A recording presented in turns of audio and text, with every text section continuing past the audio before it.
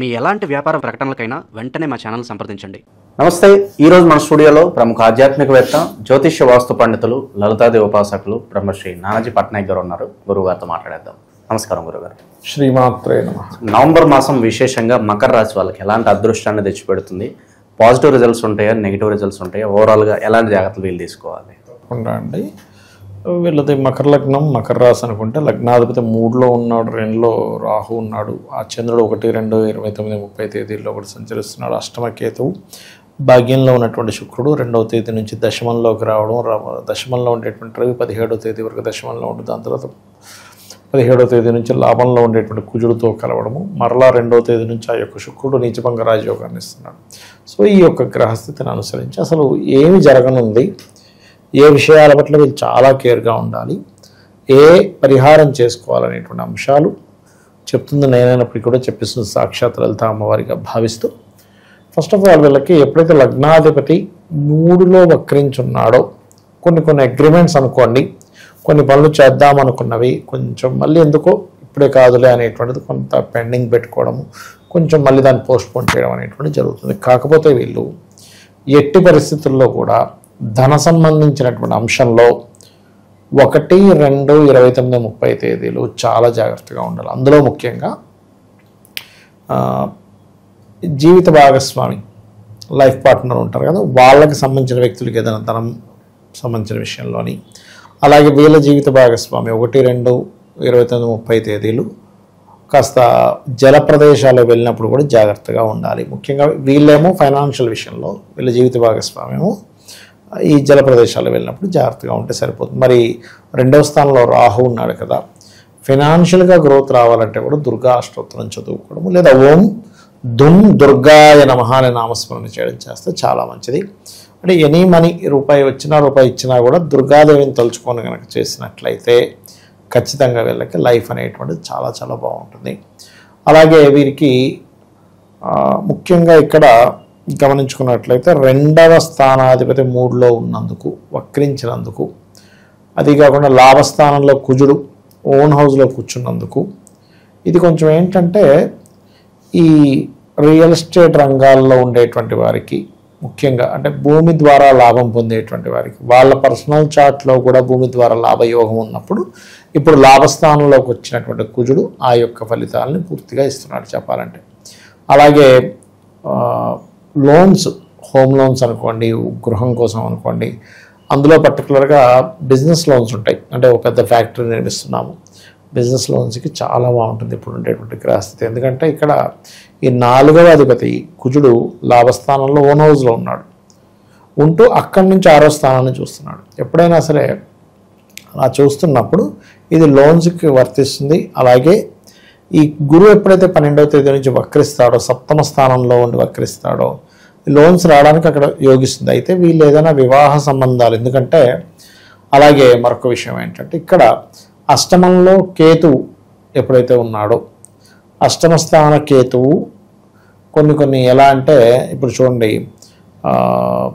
వీళ్ళు ఏదైనా ఒక విషయాన్ని, అంటే ఇన్ సెన్స్ యాన్సిస్టర్స్ ప్రాపర్టీస్ అవి ఉంటాయి. ఎందుకంటే అష్టమ స్థానం అనేటువంటి యాన్సిస్టర్స్ ప్రాపర్టీ, అవి గతంలో ఏవైతే స్ట్రక్ అయ్యి కొంత డిస్టర్బెన్సెస్ ఉందో, ఆ అష్టమాధిపతికి నీచభంగ రాజయోగం వచ్చినందుకు 2వ తేదీ నుంచి 15వ తేదీ వరకు అటువంటి విషయాల్లో ఆల్ ఆఫ్ సడన్గా కొన్ని పనులు జరుగుతాయి వీరికి.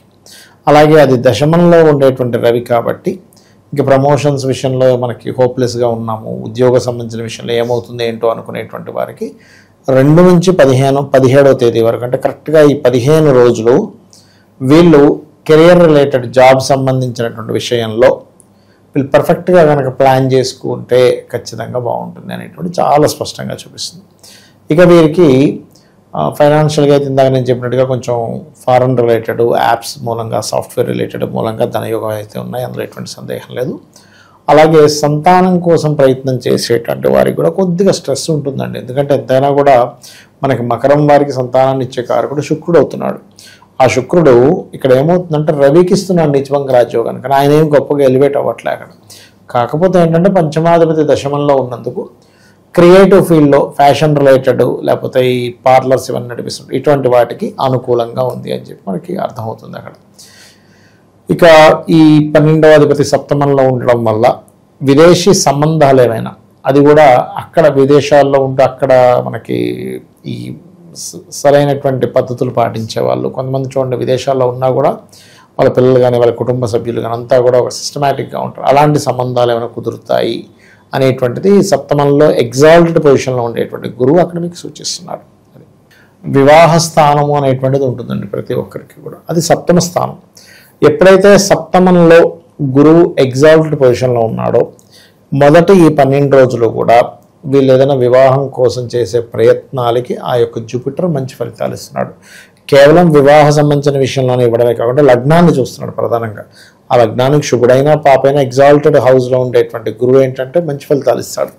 కాబట్టి కొంచెం చేసే ప్రయత్నాల్లో సక్సెస్ రావడము, కొంచెం బిజినెస్ లైన్స్లో కొంతవరకు ముందుకు వెళ్ళడం, ఇటువంటి ఫలితాలని గురువు అక్కడ ఇస్తున్నాడు, అందులో ఎటువంటి సందేహం లేదు. ఇక రియల్ ఎస్టేట్లోను స్టాక్ మార్కెట్లోను ఇన్వెస్ట్మెంట్స్కి ఇది రైట్ టైం అని అంటారు.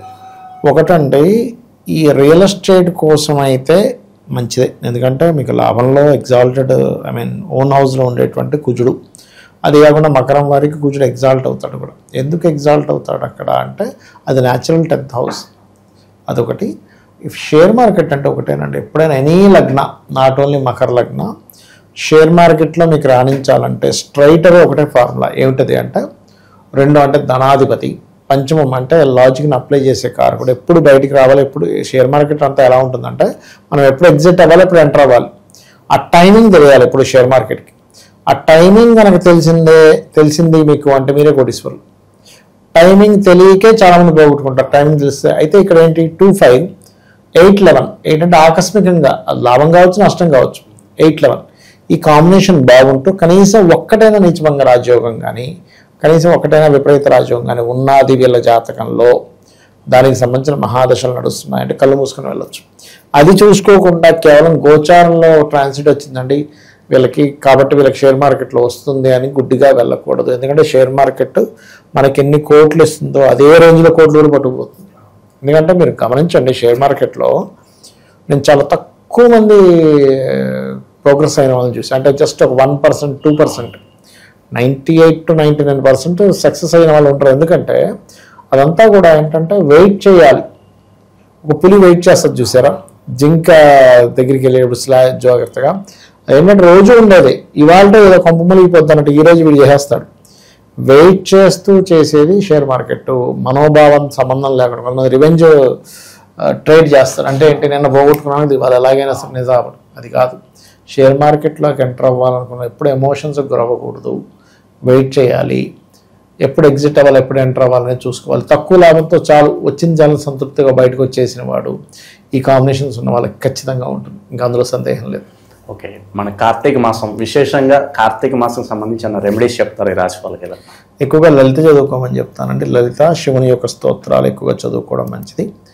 అలాగే కొంచెం ఎక్కువగా మరీ కొంచెం జాబ్ సంబంధించిన విషయంలో ఇబ్బంది ఉందనుకునేటువంటి వారు రవికేతు గ్రహాల దగ్గర దీపారాధన చేయడము, శివుణ్ణి తెల్లటి పుష్పాలతో ఆరాధన చేయడము, గోధుమ పిండిని గోవులకి తినిపిస్తూ బెల్లము గోధుమ పిండి కలిపి తినిపించినట్లయితే, బియ్యం పిండి అయినా గోధుమ పిండి అయినా పర్లేదు, ఈ రెండింటిని కలిపి తినిపిస్తూ లలితా అమ్మవారి యొక్క నామాల్లో ఓం శ్రీమాత శ్రీ మహారాజ్ని శ్రీమత్ సింహాసనేశ్వరి అని నమః చేసుకోవడం అన్ని విధాల ఉత్తమం జాబ్ సంబంధించిన విషయంలో. ఓవరాల్గా మకర రాశి వారి పరిస్థితి నవంబర్ మాసం ఎలా ఉంటుందో చాలా బాగా వివరించారు. ధన్యవాదాలు. శ్రీమాత్రే నమః.